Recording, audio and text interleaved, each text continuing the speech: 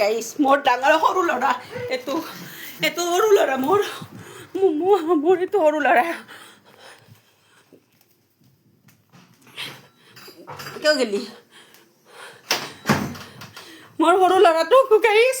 সদায় ঘৰৰ বস্তু মাখা চুৰ কৰি লৈ যায় বিক্ৰী কৰে বেয়া বস্তু খোৱাৰ কাৰণে পুলিচৰ তাতে মই এজাহাল লেখি আহোঁ কিন্তু মোক পুলিচে কয় মায়াকে কি ঘৰত দুটাই এই ঘৰ বাদৰা মায়াক বাপেকে সাগৰ ঘৰ বাদৰা পুলিচে এই বুলি ঘৰে ঘৰে দেখে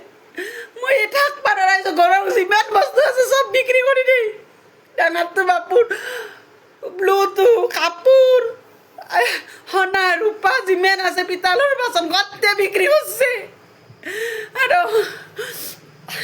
সি বেয়া বস্তু খাই মই ইয়াক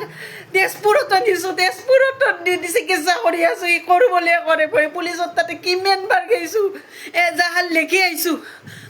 বৰপেটা সদৰ থানাত এজাহাৰখন দি আহোঁ যে ই চুৰ কৰে ঘৰৰ বস্তু কিন্তু পুলিচে কয় মাইক বাপেকে সেই কৰিব নোৱাৰে শাসন কৰিব লাগে আমি কি কৰিম সেই বুলি কৈ পঠিয়াই দেই কিয় ইয়াৰ কাৰণে কোনো সেই নাই নেকি